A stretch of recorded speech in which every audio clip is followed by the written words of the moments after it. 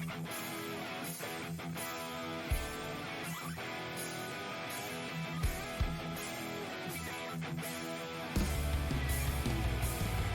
is Dave Bradshaw, and you're listening to Just Bring It, the Nerd Podcast.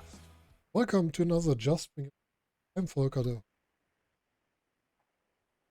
And today I would like one moment in Summerslam 1992, and I got a special guest for the first English-speaking podcast in the business, and I got here a good friend that you already heard in our intro. Today, our guest, no one else than Dave Bradshaw. Hi, Dave. Not just Dave Bradshaw, the quiz schlacht champion.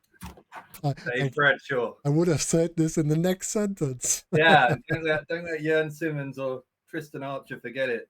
Yeah. Yeah, we will remind them as often as we can.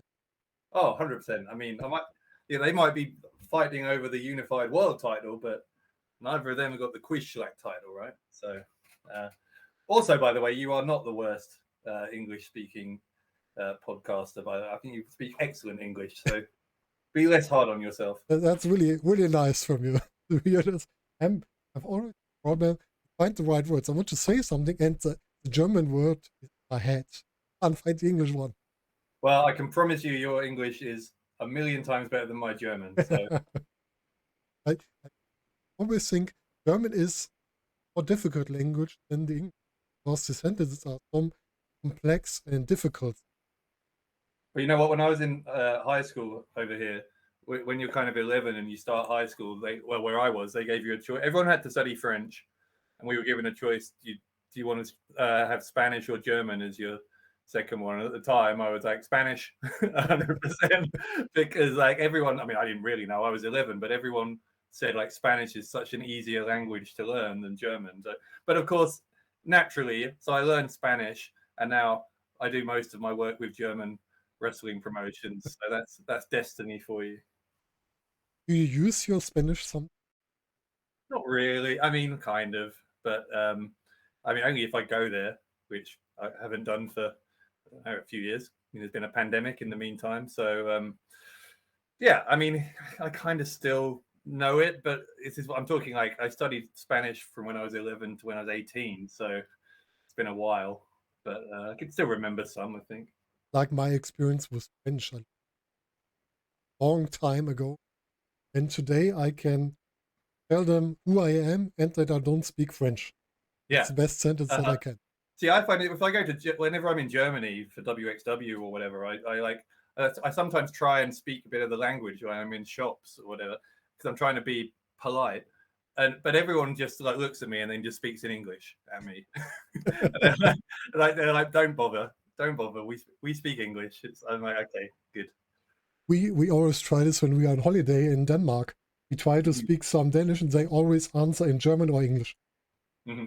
I don't know if they are shocked by our kind of Danish words, or if they are just polite. That wouldn't happen here, by the way. If you came and tried to speak English here, no one would respond to you in German because nobody here knows any other languages. We're very ignorant when it comes to our foreign languages sometimes. But English is a language that you can use all over the world. That's the way. Yeah, it's like, you know what, all the movies and the pop songs are in English. So I guess that's why we never really learn other languages.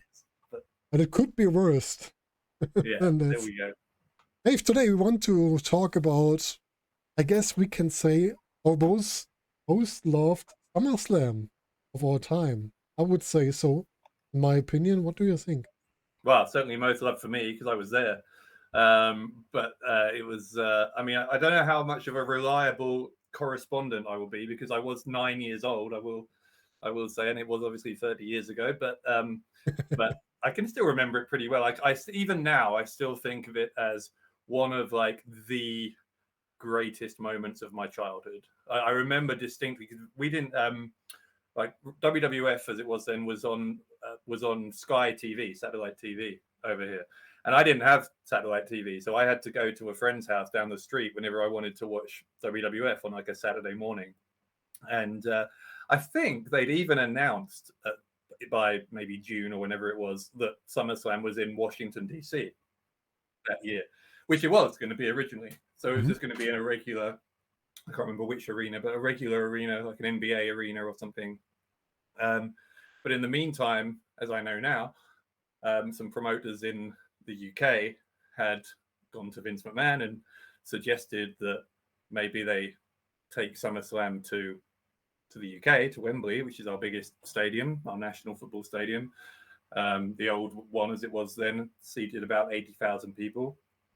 And they were apparently Vince was very eager to do it because, again, I didn't really know, when you're 9 years old, you don't know this stuff, but wrestling was huge in Europe then, certainly in the UK. I don't know what it was in Germany in 92, but it Germany was as well. Yeah, it was. My understanding is that across Europe, it was, particularly actually the UK and Germany, it was massive. And actually in the US, the popularity had started to decline, right? So the sort of the peak kind of popularity was probably like around WrestleMania 3, like 87, when it was Hogan and Andre in the Silverdome. And then, I guess throughout most of Hulkamania, it was still pretty popular. But by like 91, 92, the numbers had gone down. And so if they tried to fill up a 80,000 seater stadium for SummerSlam in the US in 92, it wasn't really going to happen. I mean, they just about filled up, I think, a 60,000 seat stadium or dome for WrestleMania 8 that year. But only just. And it was definitely, they couldn't have filled the Silverdome then, from what my understanding is. So it made business sense for them to go to the UK, and that's what they did, luckily for me. Yeah, of course. And if you look for the main event, the second main event, always tells that there were two main events, but the main event, the last match on the show, there were two participants were mostly loved in all of Europe. So it would fit much more to Europe than to US, I guess. Well, yeah, except that when it was going to be again, this is all stuff I know now that I didn't know then, but apparently when it was going to be in Washington, D.C., the original plan was that the Intercontinental match would have been Bret Hart, who was the champion then, against Shawn Michaels. Ah, okay. And they were going to maybe do the ladder match because Bret and Shawn the ladder match came from Stampede Wrestling in Calgary, right? Bret's dad, Stu's promotion. And Bret had suggested it to Vince as a match type. And there's I think it's on the WWE network, you can see. So there's a ladder match, which was actually the first ladder match in WWF between Bret and Shawn on a home video release, but not on a major show, from earlier that summer.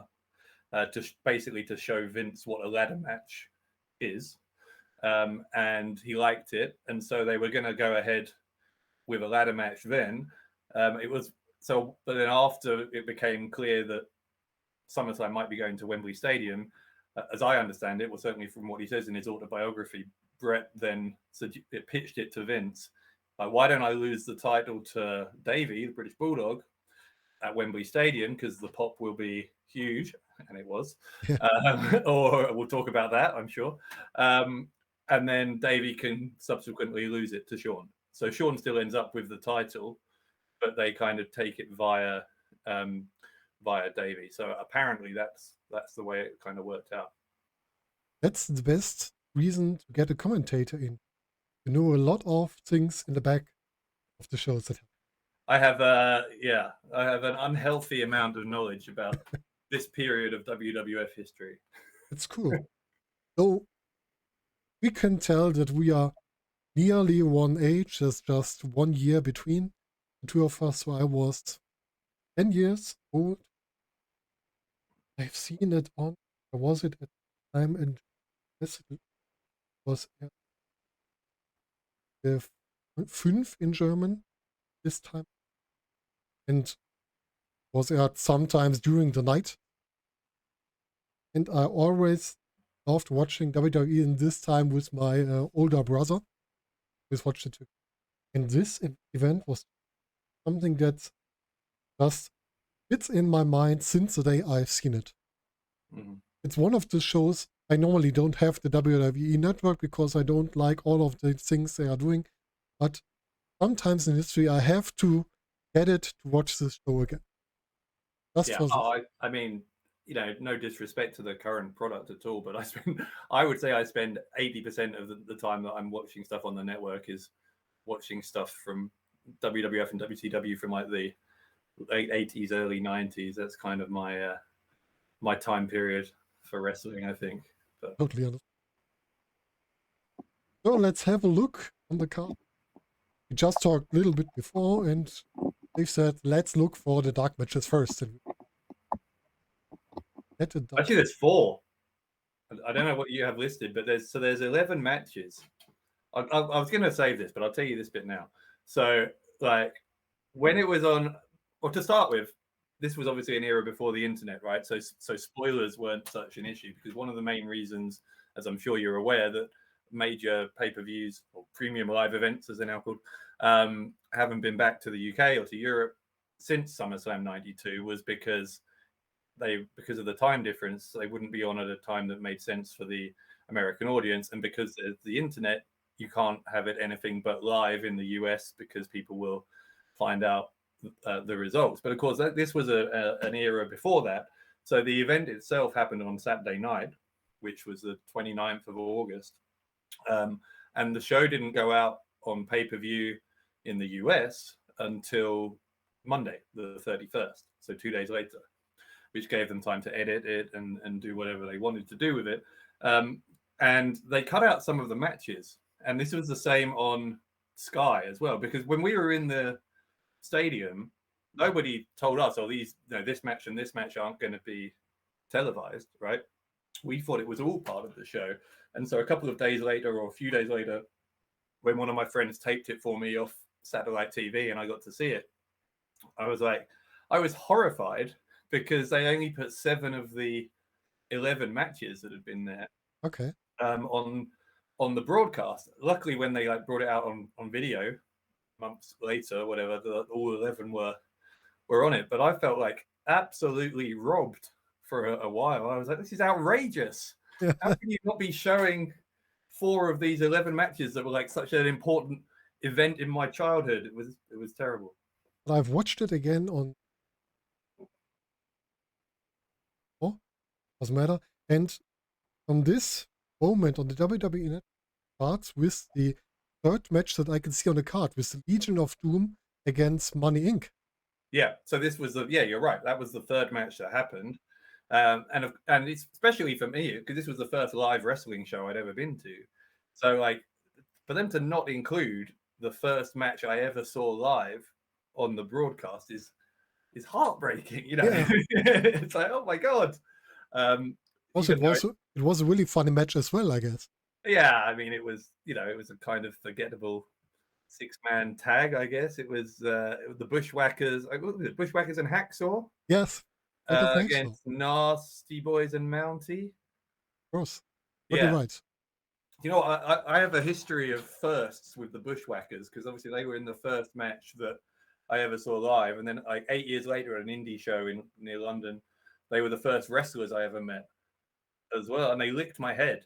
I don't know if I would have liked this. No, they were doing this thing where, like, again, it was kind of pre-digital cameras, really. So it was like year 2000, and they were doing selling Polaroids in the ring during the interval for like £10 or £5, I can't remember. So I got in the ring. That's the first time I ever got in a wrestling ring as well. Like, I had a picture with the Bushwhackers, like a Polaroid, and they're like licking my head. And I was, are all wrestlers like this? Do pro wrestlers just lick you when they meet you? But it was, I later found out that not all of them do that. But imagine today someone would do that. Well, yeah, I'm not sure that would fly nowadays. I guess I can talk to Jon Simmons, and if you like to. Yeah, no, I only want to be licked by people who are on a similar level to me as a quiz person. Okay. Yeah, Jörn's not on my level. Okay, so. I'm searching for someone. Yeah. You can find someone who's as good as me at quizzes, and maybe. Master Mudo already won the quiz schlacht as well. Perhaps okay. he can do Jörn's not going to watch this, right? I don't know. Because he might like. I don't want him to like, beat me up in October when I see him. But Oh, that won't be. no, he's a nice man. Yes, of course. See, I I'm don't I'm want to stand backtracking now. inside the ring with him, but Yeah, outside the ring is really. I'm backtracking now. I'm saying nice things about him now because I've suddenly realized that he might watch. No, let's talk about the Bushbreakers, Jim Duggan and the Nasty Boys. You already said it's just the typical six-man tag match to get some energy outside of the arena, to have some fun. Yeah, How has but it been? you know what though is interesting about it is that like they didn't need to try. I mean, they spent, from what I remember of it, and I have seen it on TV since, but they spent a good portion of, because I think the match went quite a long time, like 12 minutes or something, and I think they spent the first 6 of those just like with the Bushwhackers doing their to the crowd, and Hacksaw going oh and all that kind of stuff, and there's 80,000 people in Wembley Stadium, and we are just like eating it up. We love it. Like everything that's happening, it's a very young audience because the WWF fans in the UK then were basically kids my age, and we all loved the Bushwhackers and we all loved Hacksaw, and we just loved being there, So it was like it was a hot crowd from the beginning. They could have not even wrestled that match. They could have just spent the entire match just posing, and people would have gone nuts for it. But I have to say, I guess the UK fans, if you want to have a show with a good audience, go to the UK. They always give so much energy and passion in. Be great. Yeah, I mean, obviously it's been 30 years, but I expect the atmosphere in Cardiff next month will be pretty similar. Will you be there? No, I won't be there actually. I'm at a friend's 40th birthday party that day, so I can't attend. But you know what? I also feel like I don't want to take a seat from. There might be some kid who's like some 9-year-old kid like I was 30 years ago who wants that seat, and I feel like I've already had my big stadium moment in the UK with WWF. So let someone else do it. But this 30 years ago, I guess the prices have been nicer than to really. Obviously I didn't pay. My dad paid, but I think from what I remember, it was £25. Oh. And we had good seats. We were on the floor, like on what would have been normally the football pitch. I remember we were 25 rows back, and we were kind of like. So if you imagine if you're looking down on the stadium from above, if like the aisle, the entranceway is at 12 o'clock, then I guess we were kind of at 5 o'clock. So that's where we were kind of sat in 25 rows back. But I mean, but you could walk up from where we sat. It was only a few meters to walk up to the barrier at the corner of ringside. So before the show started, I went and, at that point, the closest I'd ever been to a wrestling ring. And I remember thinking, when you see it, it's like, oh, it's smaller than it looks on TV. But yeah, so all those kind of like moments where you're at your first wrestling show were happening, and I think for a lot of people it was probably the first time they'd been to a show because it was the first big show of sort of any kind that they'd been in the UK. So I think everyone was just like super excited to be there. I compare this to the ground floor. The ticket prices are available at 70 right. for the ground floor. Yeah. See, I don't know what £25 in 1992 money would be today, but I would guess not that much. No.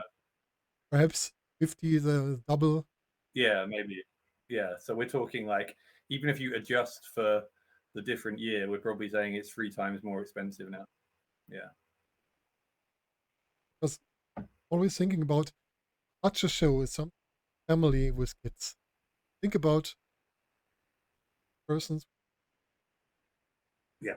Well, yeah, I mean, that's like what, I mean, I went with my dad, my brother, my best friend and his dad. So there were 5 of us, like two adults, 3 kids. So that probably, I mean, but there weren't differences in prices. Everyone paid the same price. So it cost whatever that is, £125, which was, it was probably a lot of money, but like you say, it would be even more to go get 5 tickets on the floor. Nearly £1,000. Yeah, it's crazy. Like, And that in times of higher prices for. Oh, right. let's get back to wrestling. We have to find something nice again. Yeah. Let's go for the second match. One of the persons that scared me to hell when I was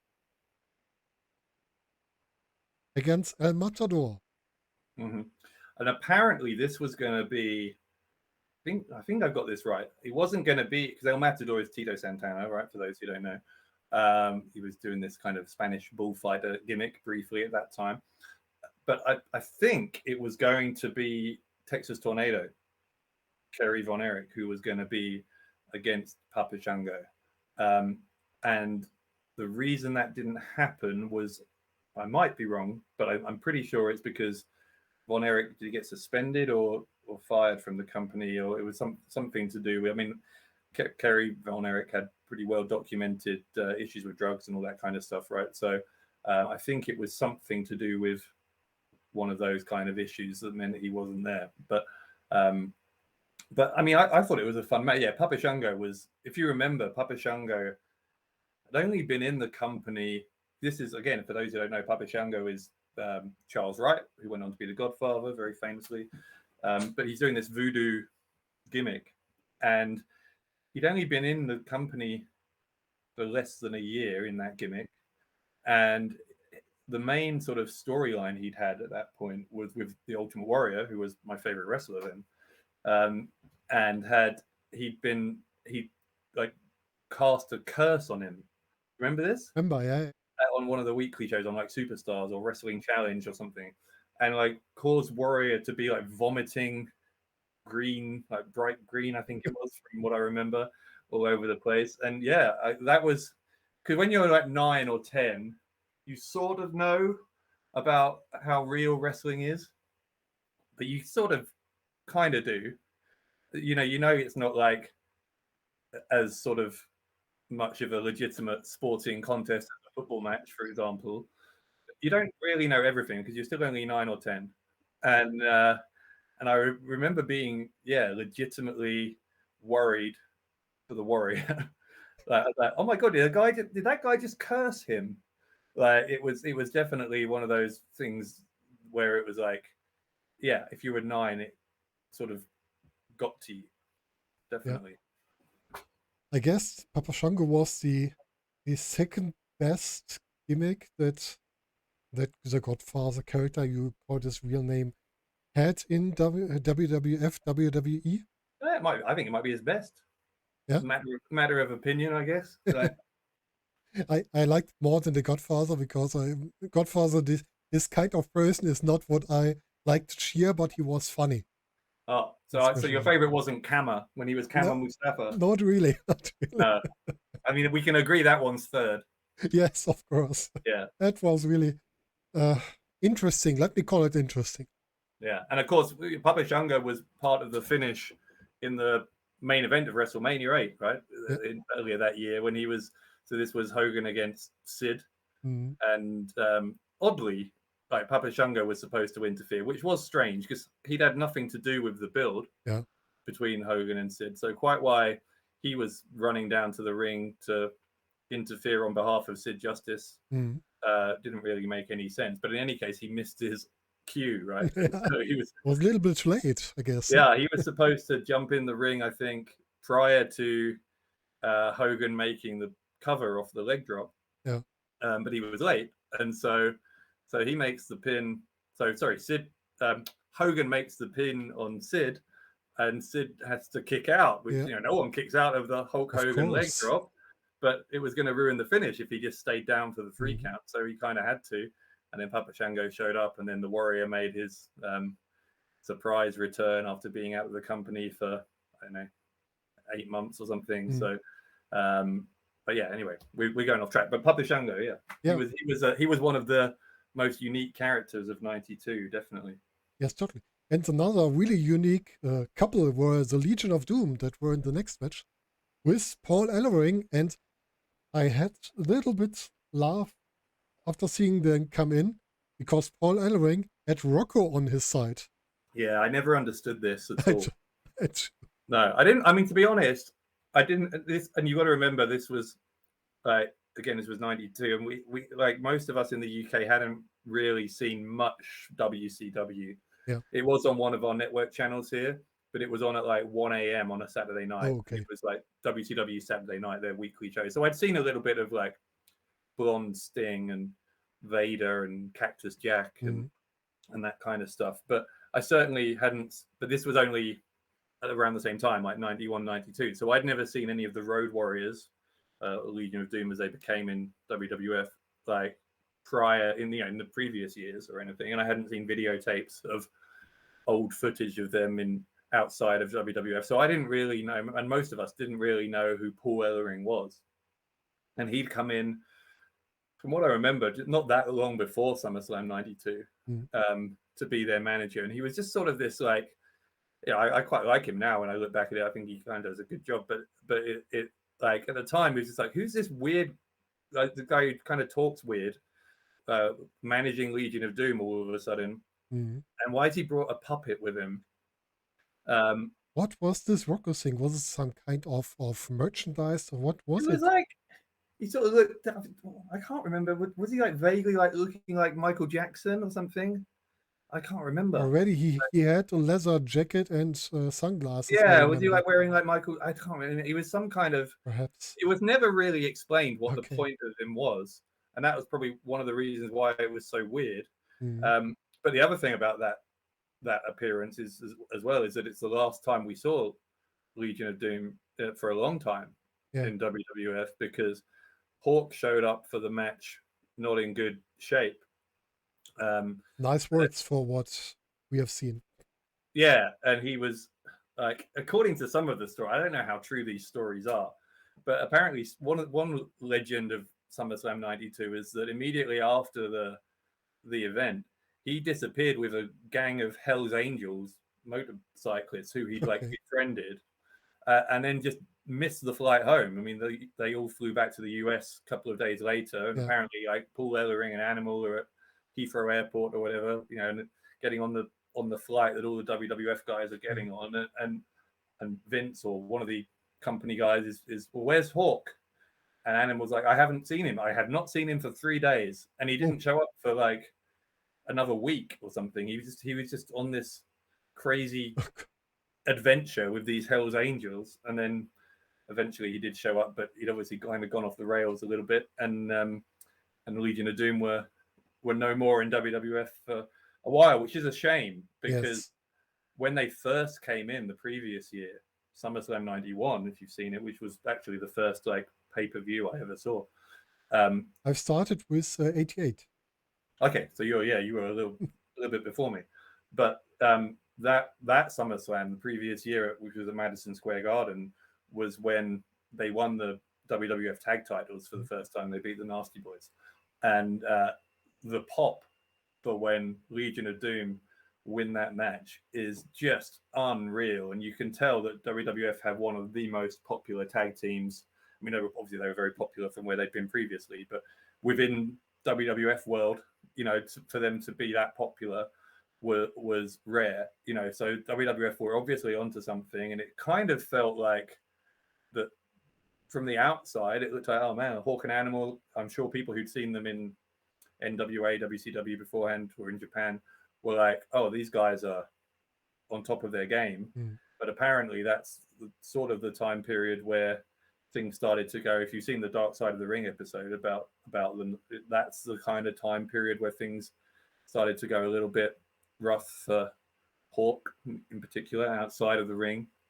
And by SummerSlam 92, it kind of all came to a head. Now, not that we noticed in the crowd, like it wasn't that no one thought, what's wrong with Hawk? You know, it wasn't that bad or anything when you're just a kid watching it. And seeing it today, you can see some things that, you know. Yeah, he misses a few spots, and there's like, he's a little bit just not quite on the ball, you know. He's not really focused on the match. Yeah, and apparently they botched the finish, which was supposed to be, I don't know if it's supposed to be the Doomsday Device or something, but he was in the wrong place And so in the end, Animal just wins it with a power slam, which is a little bit kind of because the Doomsday device, their finisher, is one of the all-time great A tag finisher team that's finisher. still used today. Yeah, and it's incredible. I mean, it looks incredible, Yeah. right? It's just, I mean, you just think the guy, the victim of it, when he comes off the shoulders, you just think, oh my God, that guy's dead. Yeah. Like, and so it's a really visually spectacular finisher that we didn't get to see. But one thing that we did see that was visually very spectacular was their entrance, and they came out on these motorbikes, which really cool. When you know that Hawk then apparently disappeared with a load of Hell's Angels, I guess kind of makes sense. But it was that was cool because the entranceway for SummerSlam was long because it was, from the side of the stadium to the ring, which was basically in the middle of where the football pitch normally goes. So it was, half the length of a football pitch, and they kind of came tearing down there on their motorbikes, which were gold, I think, or their spikes were gold because they normally wore the red ones. It could be, yeah. I think they were wearing like gold shoulder pads. That was really cool. And I remember they come in like that. Yeah, it was like, even though that was kind of because I wasn't on the side of the stadium where the entranceway was, so I was kind of just seeing it on a screen. But it was like, okay, that's cool. And it wasn't, although it was the first match on the broadcast, it was the third match that we all saw in the stadium. But still, it was early on, and it was like, all right, now here we go. It was a big moment. And they faced Money Inc., a tag team with one good talker, one good character, and RS. Well, that's mean. Yes, I know. But Ted DiBiase is like just one of the.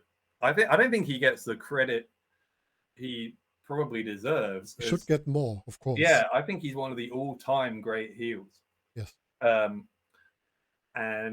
I mean, he didn't need to be sort of paired with someone in terms of, not that that's necessarily why people become a tag team, but he was someone who could thrive in a tag team, but could certainly hold his own as a singles competitor, and had done. He was pretty near the main event for a number of years, wasn't he? But and so actually, I sort of think, I didn't think this at the time, but when you think how good he was and how really he should have been top of the card, like, no disrespect to IRS, but I sort of, you kind of think now, I don't know why he'd just been sort of pushed off into a tag team. I mean, I know they were tag team champions for a while, not at this show, but they had been, well, they would be tag team champions, and it was okay.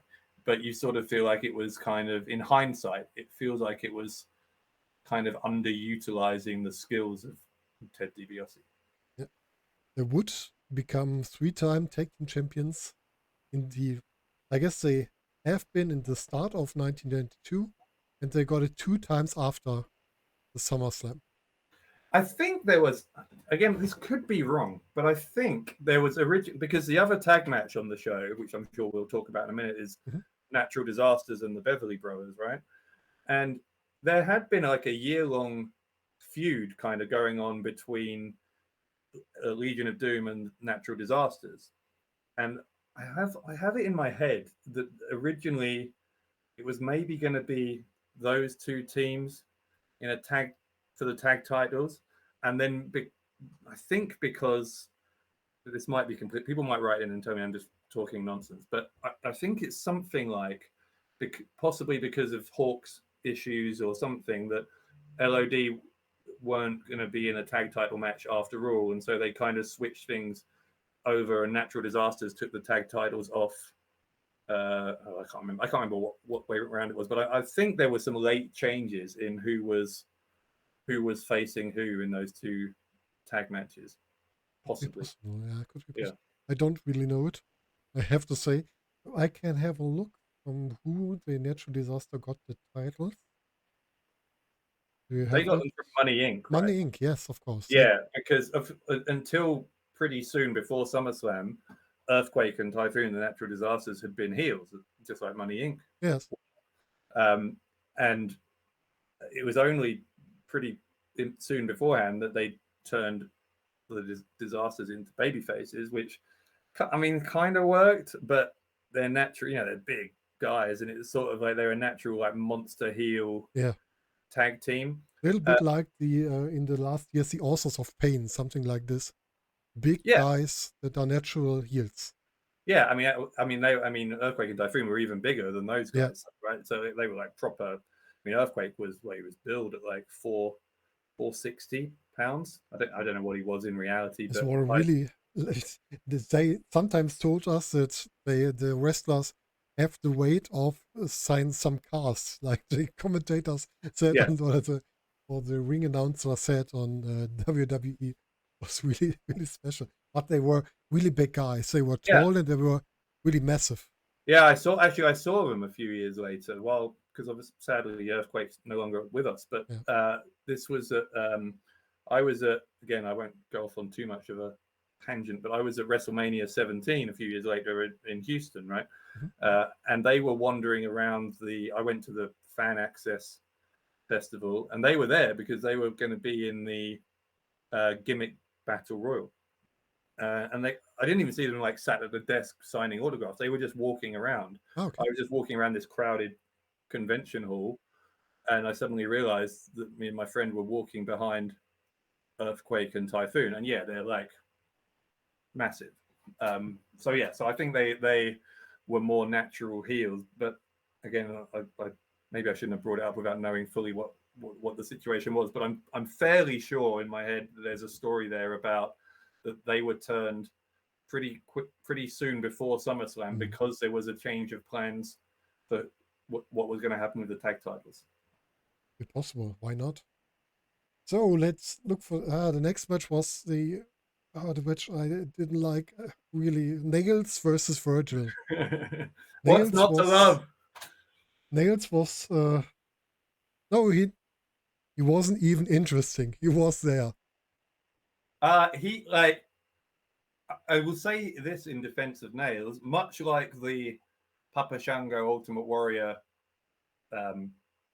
like angle, when Nails showed up earlier that summer and beat up the Boss Man, because the angle was that Nails was supposedly one of the criminals who Boss Man had put away in jail, right?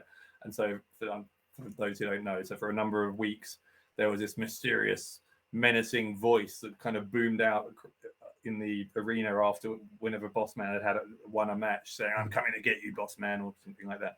And then eventually this guy shows up in the crowd, like through the crowd in a jumpsuit like you wear in jail, and just beat the living hell out of Boss Man with his own nightstick, and supposedly sent him to hospital.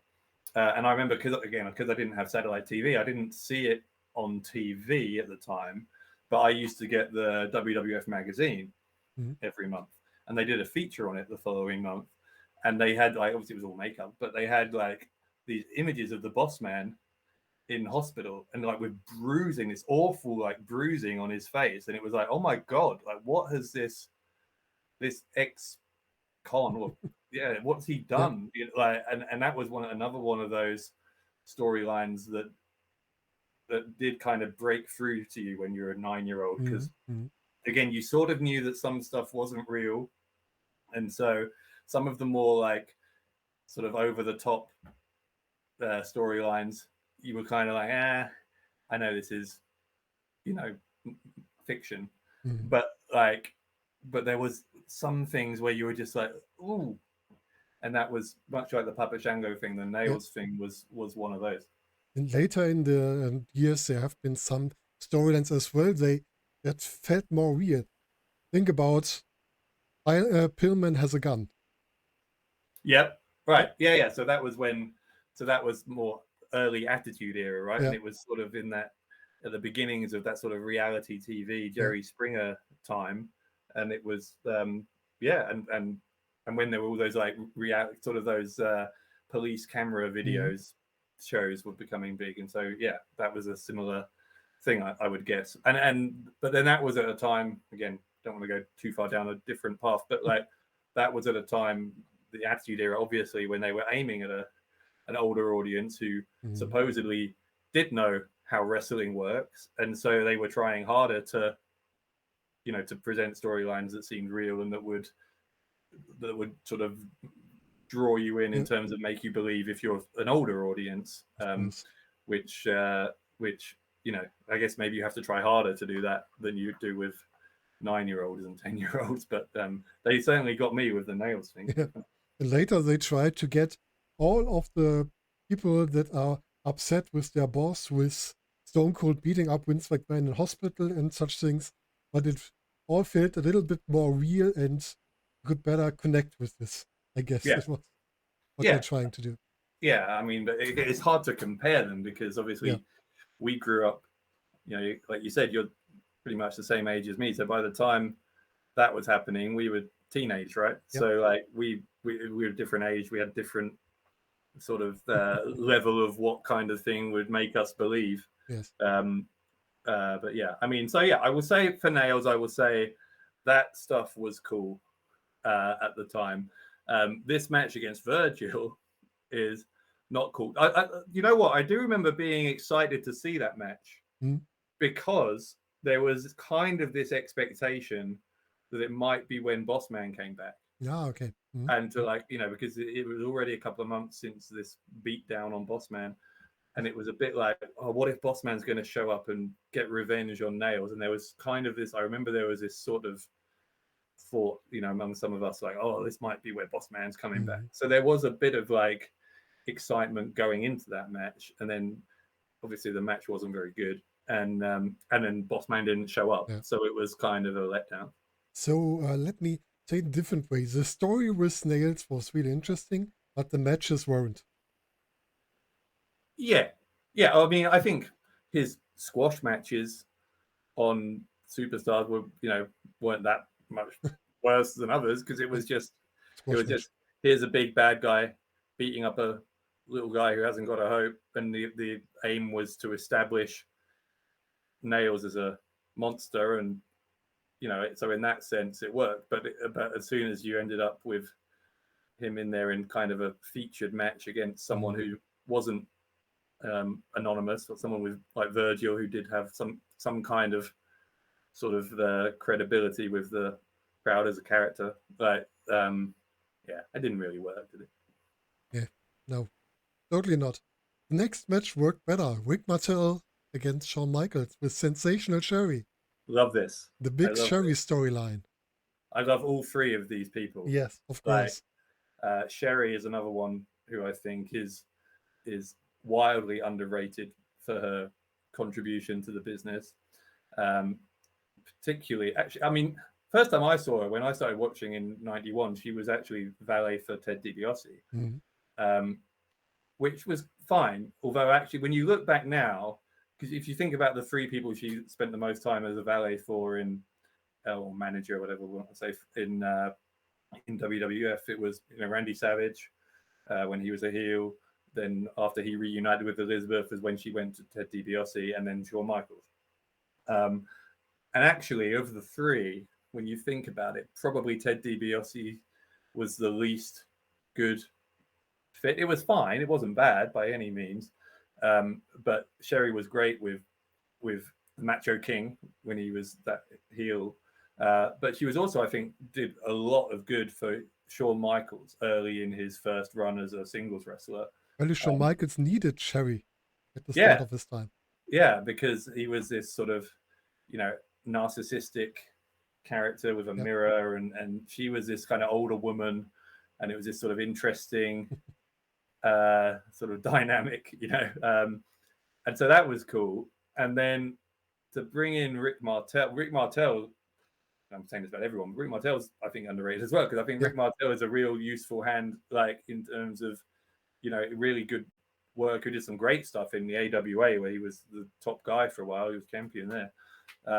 But really just solid character as well. The model character, the stuff that he did the previous year with Jake Roberts, for example, with the blindfold match at WrestleMania 7 was like, say what you will about that match, but the sort of the build to it and that whole arrogant kind of model character. But you can say a lot bad about the match, but I guess it was the best blindfold match that I have seen with WWE. Yes, out of one. Yeah. Yes. there's probably a reason they didn't try it again. Yeah. Or I don't think they've tried it again. But I don't really know. But I mean, it's interesting, right? That because Michaels with Sherry was very much a heel in '92. Rick Martel in the model character was a heel, and so quite how I guess they ended up paired together because, as I said, originally it was going to be Bret against Shawn in a ladder match, and then when the show got moved to England, Bret suddenly was going to work Bulldog, and so I guess maybe there wasn't where do you put Shawn, and so I would assume that's how it kind of ended up with this slightly odd pairing of a heel versus heel match between him and Martel. But I actually think the way they built the match was pretty clever, because otherwise, the danger with a heel versus heel match is that the crowd just don't care because they hate both guys. So they don't want either guy to win. But they gave you a different reason to care, because they made it about Sherry. Martel had been flirting with Sherry was the storyline. Shawn didn't like it, and they were kind of competing for her affection. And because she liked them both, and was kind of enjoying them battling over her, she made them both promise not to hit each other in the face because they've both got such beautiful faces. Right? Yep. And so the intrigue wasn't so much like who's will the guy you want to win, because he didn't really care if either of them won. The intrigue was who's gonna break that rule first. Who will win the girl in the end? Yeah, well, first of all, who's gonna hit the other guy in the face first? Yes. And will it then turn just into a fight? And then ultimately, who is Sherry going to leave with? And it kind of ended with she kind of faked fainting on the ring apron. Yeah. It's kind of like an attention-seeking kind of thing where they both sort of then competed to carry her down this ridiculously long aisle that I talked about to get out of the stadium. And then ultimately, I think, didn't Martel disappear backstage and came back with a bucket of water? Yes, I guess so. To wake her up, yeah. Threw it on her face, ruined all her makeup. And so the kind of the punchline of the whole segment is like that Sherry, having tried to fake being unconscious to try and manipulate these two men who were pursuing her, it all kind of backfired because she ended up soaking wet and humiliated in front of a crowd of 80,000 people. But for what it was a storyline match, obviously, rather than a traditional babyface heel kind of thing. But I thought it was very well done, and as you would expect, because all three of the people in it were really superb performers. Yes, totally on your side. So we talked about the natural disasters. They fought the Beverly Brothers. The Beverly Brothers with one of my most loved managers with the Genius. I always had fun with seeing him on the ring. Of course, Randy Savage's brother. Yeah, in real life, Lanny Poffo. But he'd been around in the company for a while then, hadn't he? He was he had a match with Hogan in like 1990. Because I think was he managing Mr. Perfect or something like that before he managed? I think before. Yeah, I think I don't know, but Bobby Heenan managed Perfect. Maybe it wasn't Perfect, but he managed. But he managed someone else as well. You're right. Yeah, who was it? It was one of the heels who challenged Hogan, and he ended up with this very high-profile match against Hulk Hogan. But which was I'm sure. And he won the match by like disqualification. Count out, right? But. Yeah, that aside, he was he was one of that kind of parade of over-the-top manager characters that they had in those days, and it was a golden era really for managers. And he used to come out, didn't he, read these like really pretentious poems about whoever his protege was fighting, and I mean he's fun character. Totally, nothing more, nothing less, just fun. And seeing him talk about his brother after he died was so heartbreaking. Yeah. And actually another thing about him is he had the voice that he used as a Genius, but that's his real voice. Yeah. He's got this very deep, like very like theatrical tone to his voice. I can't really explain it without you hearing him, but it's like there's this.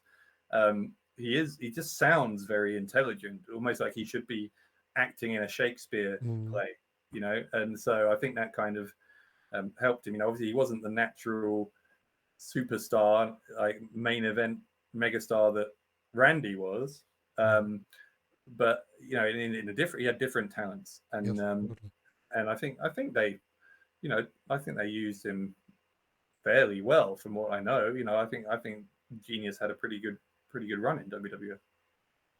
one of the most, by my side, remembered managers.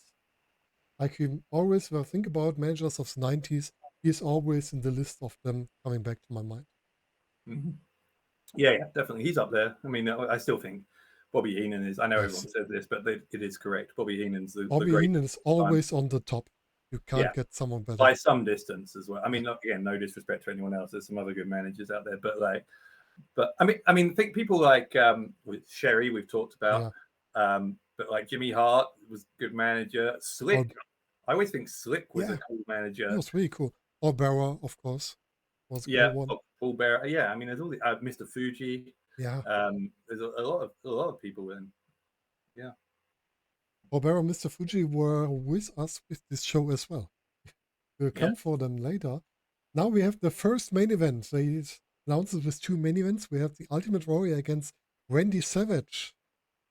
Championship title match.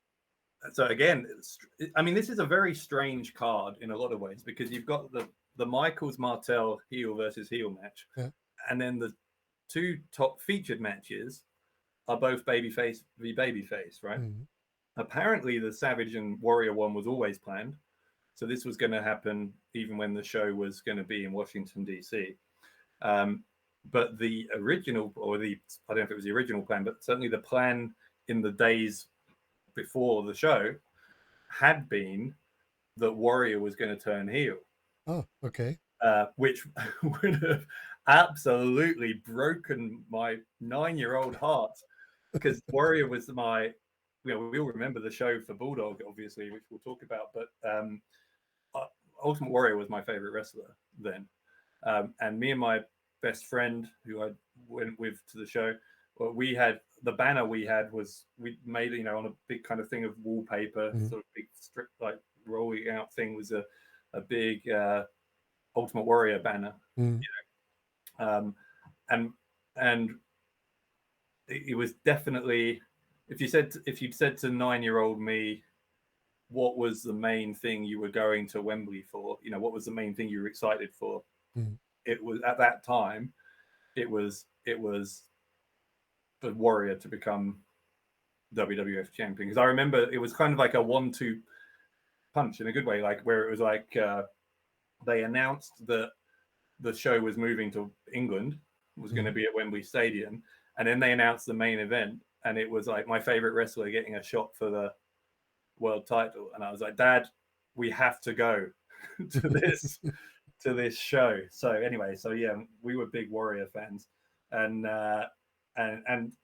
there wasn't, we didn't know that was not going to be the main event at the time. Like we had this banner that we had to unroll, you know, and like when it was whatever match we were on, like 5 or 6 matches into the show, or I can't remember, but you know, somewhere in the middle of the show, and suddenly, you know, Howard Finkel is there and announces, you know, this next match is for the WWF Championship, and you're like, what? Like, wait, we're only halfway through, and you know, pulling out our Warrior banner, and so I remember realizing in that moment that, oh, it must be that Bulldog and Brett is going on. I was, you know, even at 9, I was able to figure that out, but like it was, so yeah, it was a kind of a surprise that the WWF Championship match wasn't on last. It was on in the middle of the show, and yeah, as I say, if it had gone how it was originally planned to go, then I don't know how I would have reacted, because the storyline going in was that Ric Flair and Mr. Perfect, who were the sort of main event heels, Flair was competing, and Perfect was sort of his manager, right? Because Perfect had been injured for a while. Flair had lost the world title to Savage at WrestleMania, and in the build up to SummerSlam, when it was not Flair who got a title shot, but it was Warrior, Flair and Perfect were both sort of trying to tell Savage and Warrior that they were trying to convince them that the other one had sold out to them. So like Randy Savage thought that the Warrior had done a deal with the devil with Flair and Perfect, and Warrior thought that Savage had. And there was sort of supposed to be this kind of intrigue. I guess the idea was that fans would be like, oh, which one of these two is, has joined with Flair and Perfect. I remember like thinking, even as a 9-year-old, well, neither of them have. It's just Flair and Perfect trying to get in their heads, which in the end is how Didn't we had this story again with Luger and Tatanka? Yeah, they did 2 years later. I would like to say it's Ted DiBiase. I guess was the Ted DiBiase group where Tatanka had sold out in the end. That was at SummerSlam '94, and basically the same storyline. And in that one, they did pull the trigger on having one of them had sold out, and it was Tatanka, right? But in this one, apparently the original plan was that one of them had sold out, and it was Warrior, and Warrior with Flair and Perfect's help was going to win the world title, but in the process was going to turn heel. Again, I only found that out. Actually, it's fairly recently I found that out. It's only in the last couple of years that I learned that. But as it happened, apparently Warrior refused to turn heel because he was notoriously difficult sometimes, wasn't he? And so they had to change the plan and go for this count out finish. So Warrior won by count out, right? Savage jumped to the outside to find. So Flair and Perfect came down to the ring part way through the match, kind of messed with both guys, like tripping him up, and it's kind of keeping everyone guessing as to if they were on one guy's side or the other. And then it turned out the way that a lot of us thought all along was what it was like they were just there to mess with both guys because they were annoyed that Flair didn't get the title match. Savage in the end had enough, and he was up on the top rope about to drop a double axe handle on Warrior or an elbow, but then changed his mind and leapt to the outside onto Flair and Perfect. One of them had a chair and kind of hit him in the leg as he came down, so then he couldn't walk and got counted out. And actually that was the build for Savage to lose the world title the following week in the US against Flair. So they had him eventually kind of pass out and get his shoulders counted down on the mat in a match against Flair because he was going into that match with an injured knee from SummerSlam. And so ultimately that was how Savage lost the title in his second and final world title reign, was because of what happened at SummerSlam. He then lost the title to Flair the following week. But the original plan, like I said, apparently was he would have lost it to Warrior, but Warrior would have turned heel. Okay. But the way they told the story is such a basic story, but it always works. You don't want to let your champion look weak, so give him an injury, get into the match, and lose the match. Yeah, it always works. It's a small way, but it's a good way. Yep, protect Macho Man. He still has an out for why he lost the match. Also, by the way, I could talk about this stuff for hours, but that match was kind of the first big angle for Razor Ramon as well, because Razor had these those vignettes, those famous vignettes before he was introduced as an in-ring character earlier that summer, where he's walking around Miami. It was supposed to be where some of it was filmed in Connecticut, where he's like, just bullying people and kind of having his character introduced. And by SummerSlam, he had some matches on TV by then, some squash matches, but he hadn't. But he wasn't on the SummerSlam card. I don't know if he even traveled to the UK because he didn't appear on the show. But he'd been talking up about how he was here to be world champion, and and that he wanted to challenge Randy Savage.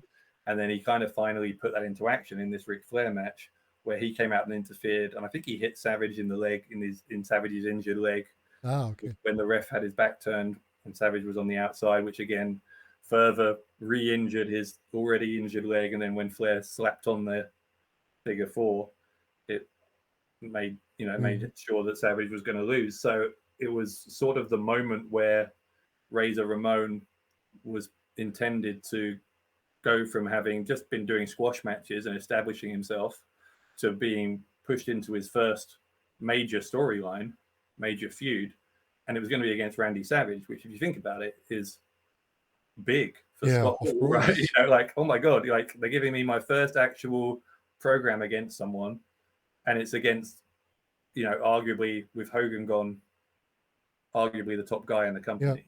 Of course.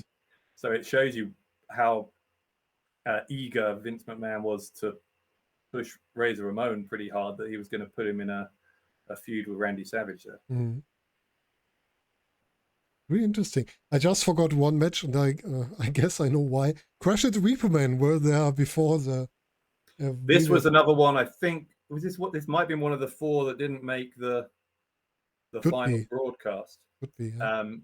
But if you're a historian of WWF, it's an interesting match, isn't it? Because Crush used to be Crush in Demolition, and Repo Man used to be Smash Demolition. So it's sort of a battle of demolition. But you couldn't use this in the story because they are 2 different characters now. Yeah, like there was no it had never been acknowledged on TV.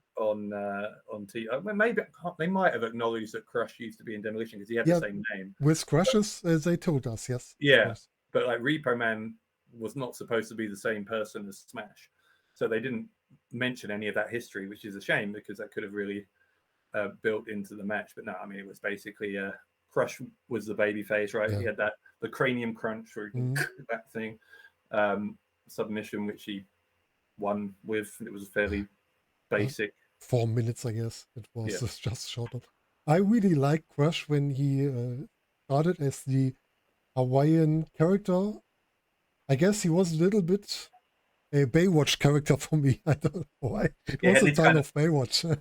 Yeah, it's very it was very 90s, right? It was very the color scheme was very like bright oranges and yellows and pinks. It was like his ring gear was looked like it was of its time. Yeah, but it was.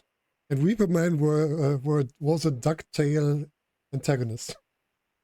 Yeah. I mean, Reaper Man's just one of those, bless him, one of those 90s occupation-based gimmicks. Like, oh, this guy repossesses cars. Okay, so he comes down to the ring with a hook on a rope. But I mean, Crush, yeah, you're right. I think Crush is the kind of guy who you might have expected Vince to be quite interested in as a babyface. Big, physically big, impressive, muscular guy, with that kind of Vince McMahon big guy look that he likes. So in a way, I mean, I don't know what happened behind the scenes. I don't really know that much about Crush's career, but just on the face of it, it seems a little bit surprising that that his career in WWF, once he was in that Hawaiian babyface gimmick, that it didn't go a little bit further, because you sort of think that's the kind of guy who would be a success in that company. But in compare with the Warrior, Savage, as well Hogan, he wasn't that good inside the ring. They all were a little bit better, I guess. I mean, but Warrior wasn't that great inside the ring. But he was a little bit better as Crush, I guess.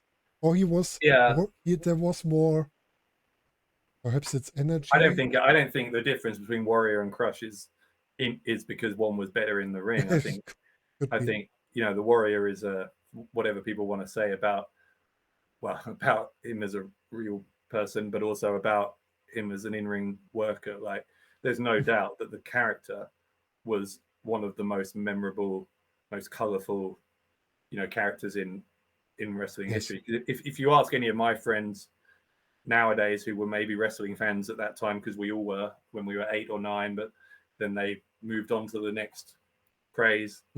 People like you and me stayed with wrestling forever.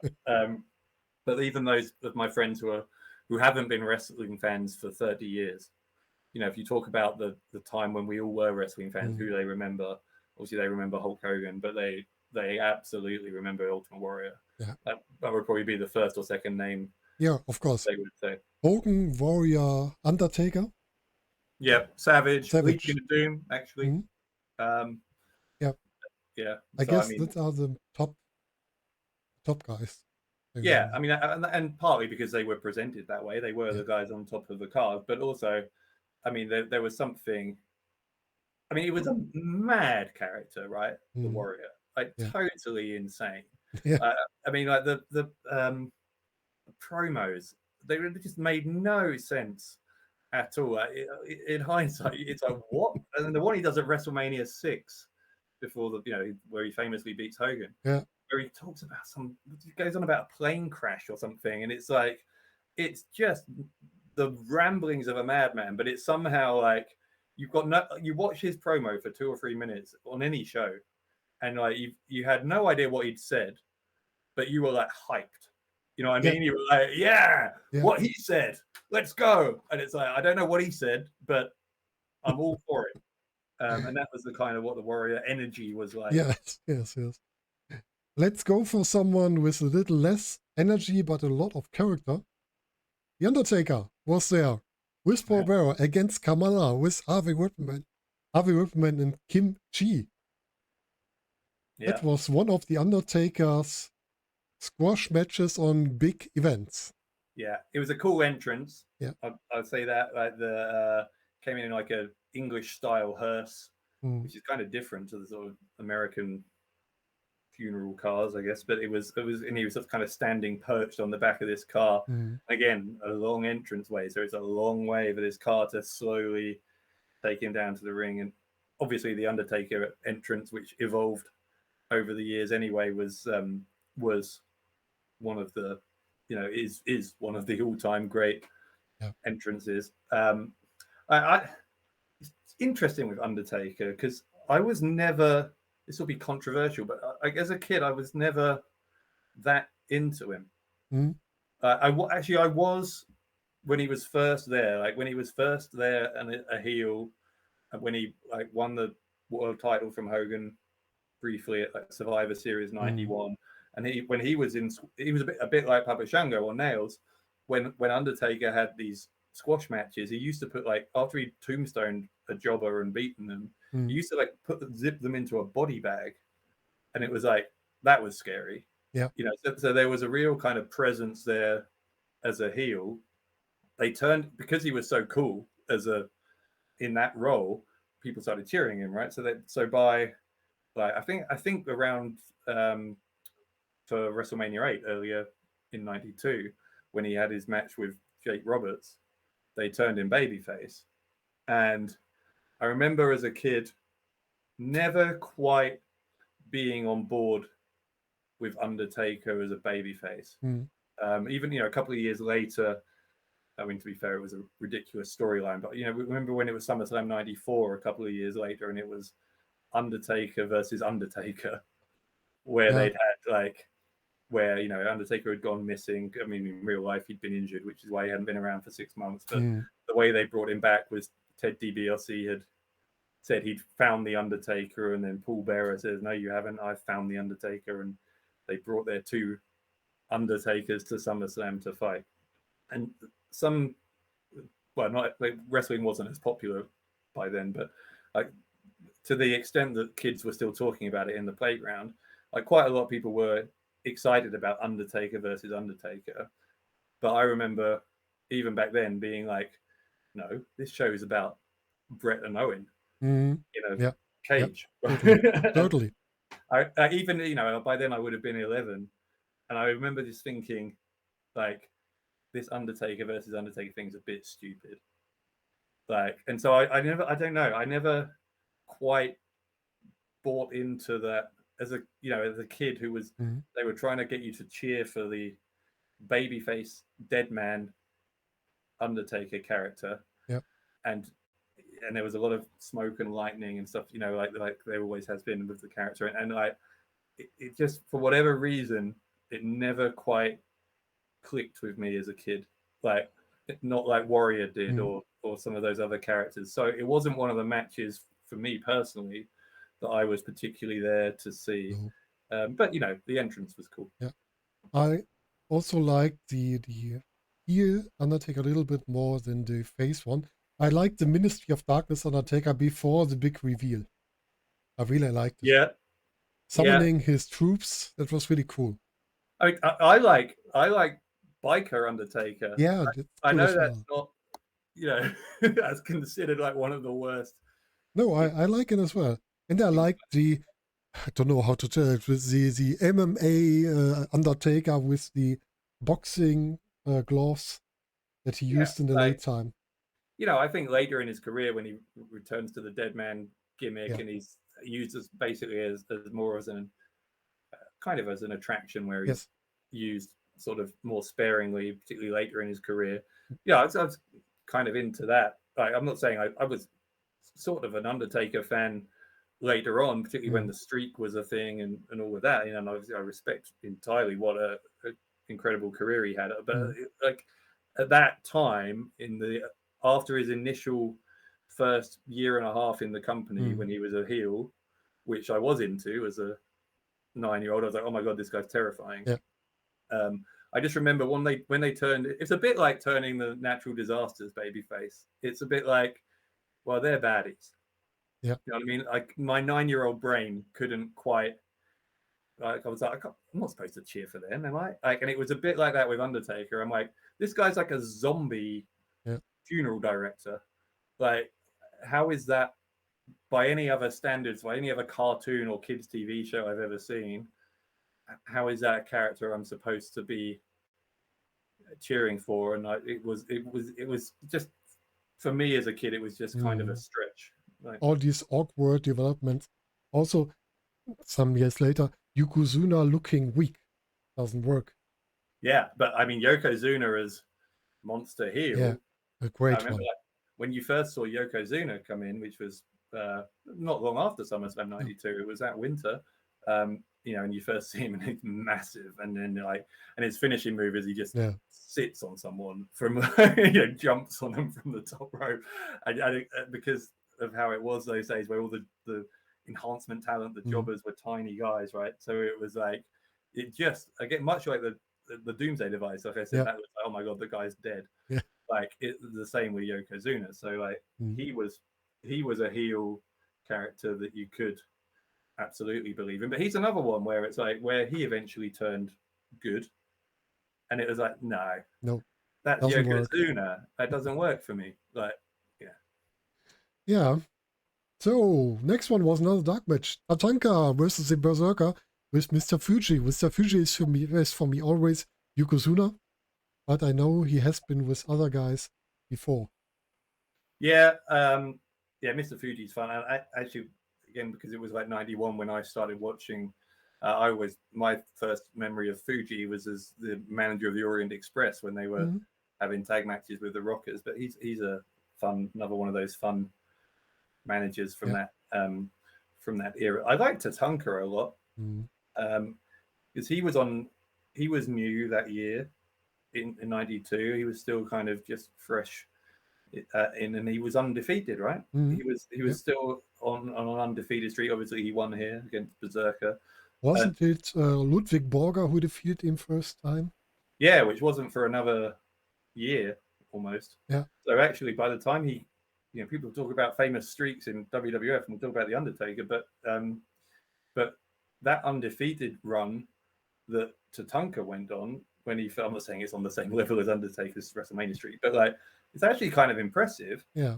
Because it was a year and a half. It took a bit of discipline for them to do that. And because they obviously believed in him as a character and as a performer enough to keep that going for as long as they did, he's another one where it's a little bit surprising that he didn't end up with a more successful career than he did. Again, I don't really know the details. I'm not really sure how things ended up the way they did for him. But but for a while, certainly at the time of SummerSlam '92, you sort of thought, even as a kid, you thought, oh, this guy they're kind of wanting to make into a big star, and at this point, at least, it was just another chance for him to kind of slay a dragon, one of the sort of mid card bad guys. This time, the Berserker, and I mean, I don't really remember the match, so it can't have been that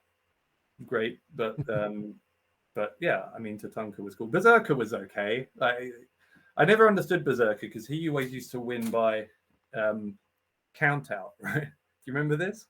He used to he had these big furry boots on.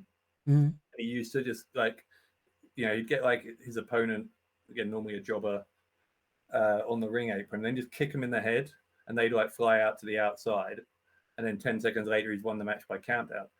And I always remember thinking, why don't you want to win by? Isn't winning by pin the point? I mean, I guess the argument was, but he's this sort of Neanderthal, he's sort of this uncivilized beast that only Mr. Fuji can communicate with. So maybe that was meant to be right. The other thing, I suppose, about him now, if you look back, is that he's very, very like Bruiser Brody. Was that deliberate? I don't really know the history of where the Berserker character came from, but I don't really know. He's almost obviously, sadly, I think by then Brody had come to had died. He should have been a tag team with Bruiser Brody at the start, right? Because what year was Brody killed in? 1988. Yeah, so this is a while afterwards, but you look back at some of even that sort of kind of huss noise that Berserker makes is quite similar to what Brody did. So I don't know if it was. I assume it must have been intended as, let's not call it a rip-off, but as a tribute to tribute, homage, something like this. I mean, at this time, as a kid, I'd never heard of Bruiser Brody, so I wasn't aware of that. But you look back now and you kind of think, well, that's very similar. Yeah, you're right. Totally right. Berserker was something special, and Tatanka, I really liked Tatanka. And I really was pissed that he'd changed away with the Teddy DiBiase and got on his side. They totally worked me this time. Totally. Yeah, I mean, that's the storyline we were talking about, right? The one much like the Savage Warrior one 2 years later where they did do it, and it was Tatanka. And I do remember thinking, being surprised. So, they obviously pulled it off quite well. It wasn't, obvious going into that match that Tatanka was turning heel and Lex Luger was being, smeared. His reputation was being unfairly ruined by DiBiase. But I guess Tatanka, well, by then he'd already lost his undefeated streak, like you say, to Borger, and then I don't really remember after that turn at SummerSlam '94. I don't really remember Tatanka doing much of note. So I think that turn was probably kind of the end. It just crushed him. He didn't really. He never really recovered from that, right? They gave Luger the win over Tatanka, and that was the finish for Tatanka. It wasn't coming anymore after this, I guess. Yeah. Okay. But let's look for the main event, for the match that, I really love. I guess you love it too. We already talked about it. The British Bulldog against Bret the Hitman Hart. Bret the Hitman Hart, the Intercontinental Champion. The two guys from one family, the family in the crowd. There was some story told around the family before the match happened. And the match played out in 25 minutes. And I really liked the finish. Well, so to start with, I do think the build was good. Yeah. Because, again, it's hard to build a good guy versus good guy match, but they used the fact that in real life they are related because Bret's sister Diana was married to Davey. So to use that, and they had like Stu and Helen Hart, Bret's parents, doing an interview from their house in Calgary saying how worried they were that it would tear the family apart and all that kind of stuff. So I think it was quite well done. Like I said, it actually going in, I was into it because I liked Bulldog and I was a big Bret Hart fan as well. The main match I think I was looking forward to, and you know, a good portion of the crowd was looking forward to was the World Championship match. I would say it was probably, I don't know if it's 50-50, but you know, there was as many people there going into that show who really, like, the main thing they wanted to see was Warrior Savage, but there was also a good half of the crowd, probably more than half actually, to be fair, that was like, no, seeing Bulldog win the Intercontinental title is what we're here for. And obviously, in retrospect, 100% the right decision to put that match on last. Yes. But it was almost a disaster because Davey as well sadly had his problems with substance abuse and that kind of stuff, and according to Bret, at least, was in very poor condition when he arrived in London, and famously said to Bret had been trying to talk to him for several weeks to plan out the match, and hadn't been able to contact him because Bulldog had sort of been missing in action. And then finally, when they got to London, I think after they'd arrived in London, Bret was able to sit down with him and go through the match. But they get out there, and a couple of minutes in, I think, very early in the match, Bulldog says, "Am I allowed to swear?" He said, "Bulldog, I'm fucked, Bret." Like, you know, couldn't remember any of the spots because he was. I don't think he slept for like a day and a half or something. And so Bret, by Bret's version of events at least, had to then, and you can kind of see it when you watch the match back. See Bret talk a lot inside the match. Yeah, he's having to tell Bulldog what they're going to do for, you know, kind of every spot. And yet, and this is to Davey's credit as well as to Bret's, like Davey more than holds his end of the bargain with Bret sort of calling the match as it goes, and somehow put on what is an all-time classic. Even now, I know I'm biased because I was there, but like, you watch it back now, and it's one of those few matches from that era that you could show to a modern day WWE audience and them not think, you know, that it was dull or whatever. It has that excitement level that a modern audience would expect, and is just utterly like absorbing, you know, from start to finish. And like you said, the finish is really cool. It's kind of like Bret goes for a sunset flip, right, doesn't he? And Bulldog kneels down, hooks the legs, and kind of goes forwards. Not the typical finish, just a roll-up finish in a special way. Sunset flip. I mean, not just a roll-up, right? It was sort of it's hard to explain if you haven't seen sunset flip lock pin. Yeah. Don't know how to call it. But pretty unique way to end the match. And obviously, there'd already been a running power slam, which is Bulldog's finisher, and I think Bret kicked out. He must have kicked out because the match went on. Bulldog got out of the sharpshooter. Yeah, he'd been locked in the sharpshooter for a long time, but then finally made the bottom rope. So they both done, you know, they both got all their stuff in. But it was, and then the finish kind of came from nowhere. But the crowd by that point, because it was right after the power slam and particularly right after the sharpshooter, the crowd were just, we were all hyped, you know, from the get-go. The Bulldog came out with the boxer Lennox Lewis waving the British flag and all that kind of stuff. And the crowd was, you know, 90%, maybe 80 or 90% pro Bulldog.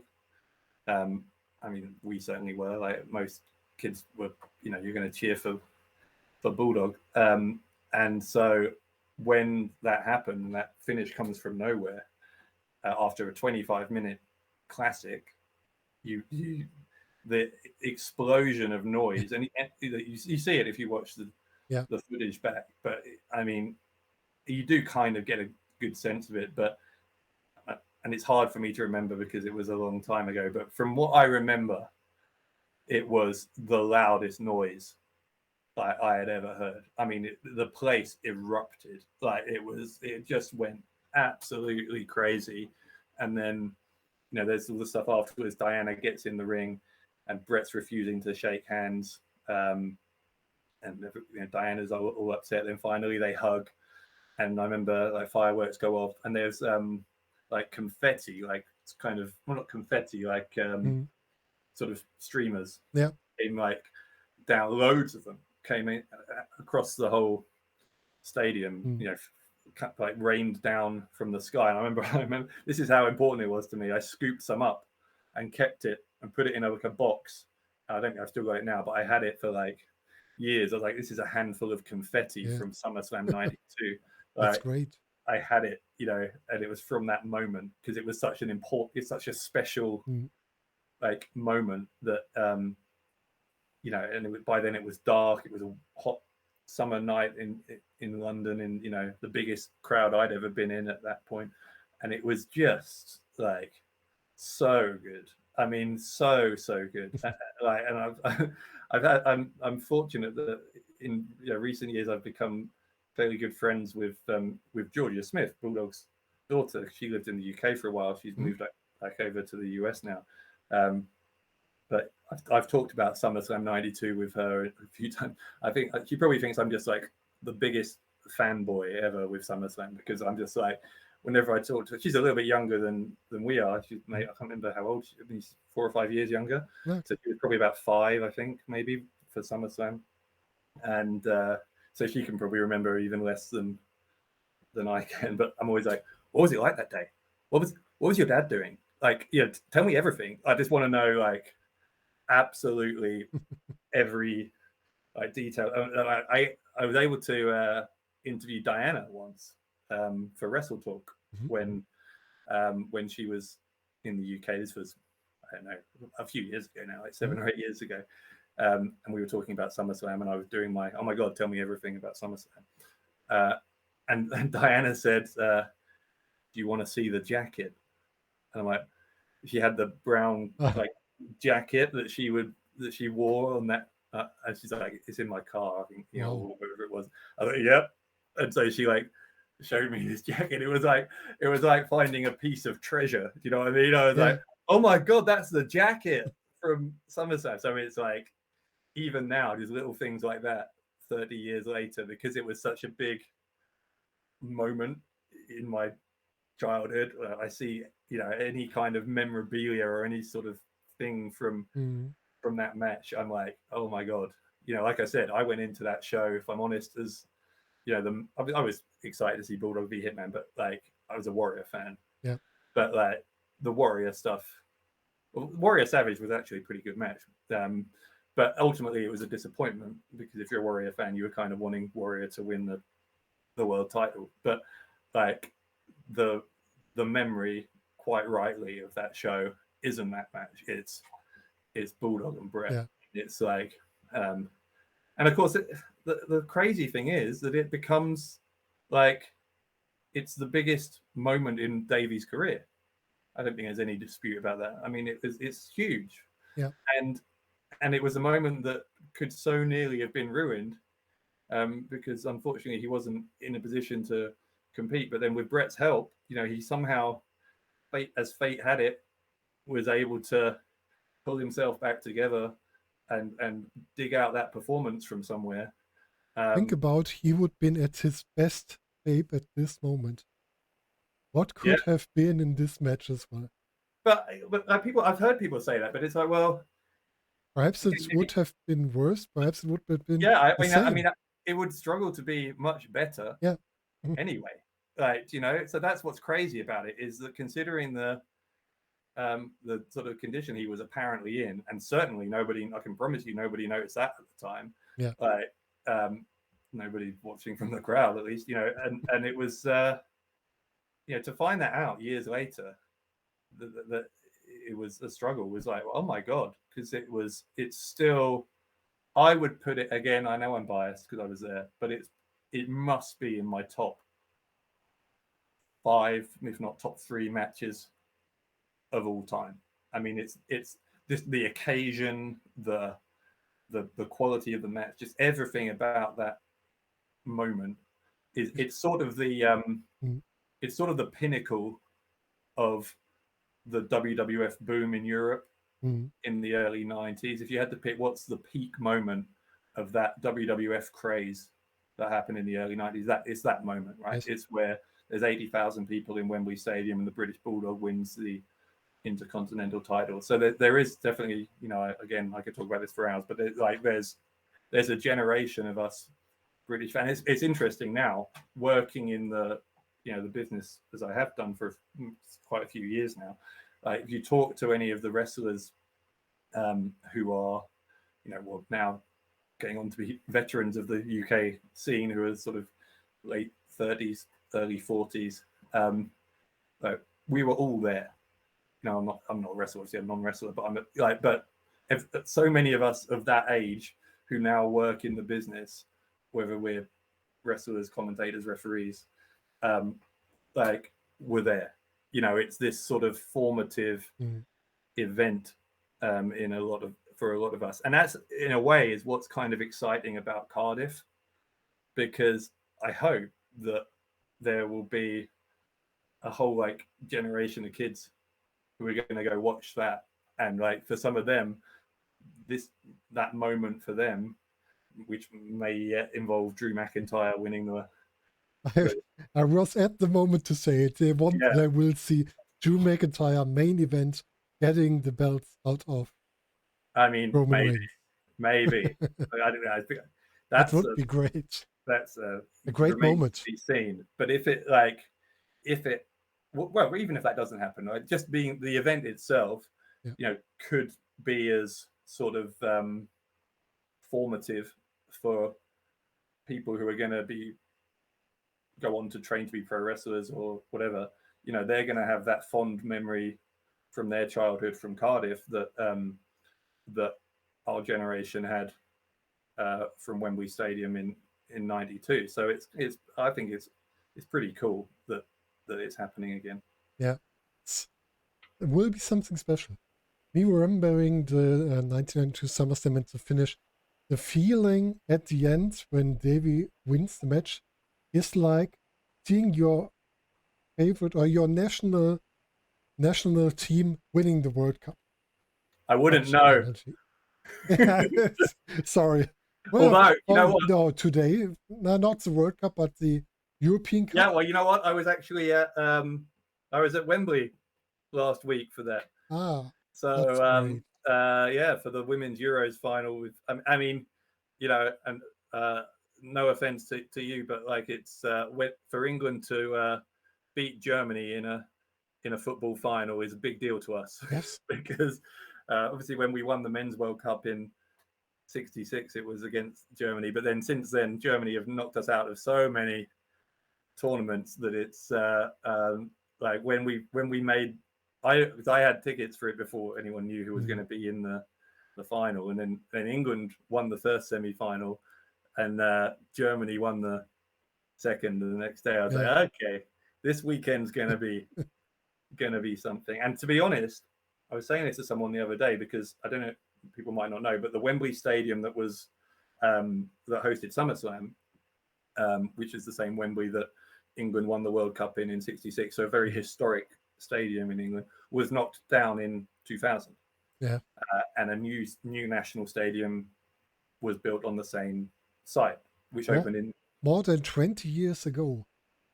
Right. So yeah, it opened in '07. So it's been open. It took 7 years to build. So it's been open 15 years. Oh, okay. And I've been to the new stadium lots of times. I didn't have tickets to any of the big matches last summer when the England men's team made the Euros final or anything. But I've been to a lot of England games there. I've been to some NFL. They have NFL games there when they come over.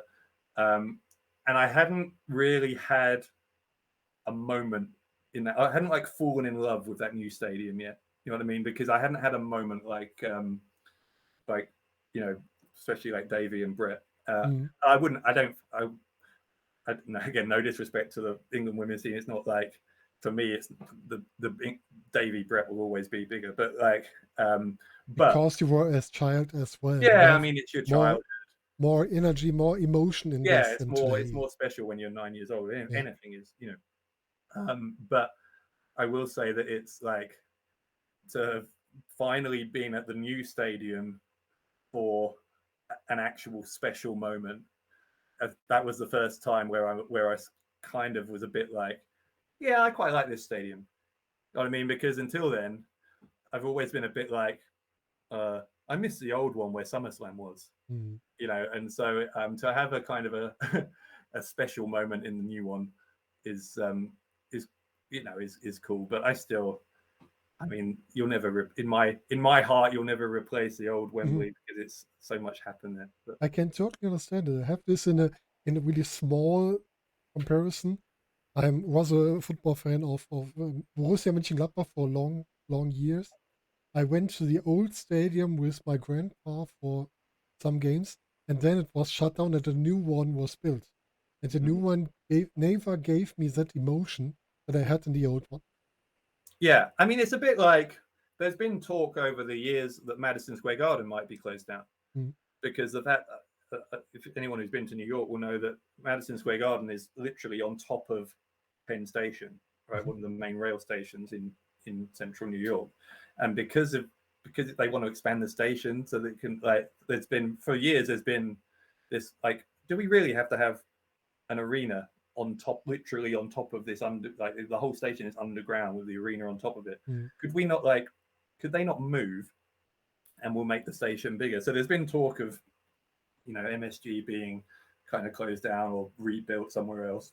It's already, I mean, the current Madison Square Garden is like the fourth one. It's already moved like twice, 3 times before. Okay. And so like, it's a bit like that, I guess. If you're a sports fan in New York, if they knocked down Madison Square Garden again, you know, and built you a new one, I'm sure the new one would be nicer in terms of like more modern and have more facilities and stuff. But like, will you ever feel the same about the new one as you did about the old one with all the history? It's hard. And that's kind of how me and a lot of people, especially wrestling fans who were at SummerSlam, I'm sure, and football fans who were at the World Cup final in '66 and all that kind of stuff, I think that's how a lot of people in England feel about the old Wembley. Yeah, I can totally understand this side. There's some love connected to this old place, some good feelings, some emotion, a lot of emotions, and you can't transport this to a new one. No, I mean, even though it's kind of on the same, like I said, it's on the same patch of ground. So you're sort of still, you know, it's still like, oh, well, this is the you know, the place on earth where England won the World Cup, or where SummerSlam happened, or whatever your thing is that you're, you know, that you have nostalgia for. But yeah, it's just not quite. But like I said, I do feel kind of better about it, having been there for a special moment like just last week. But it's taken 15 years to feel anything really. So, but congratulations for winning the final.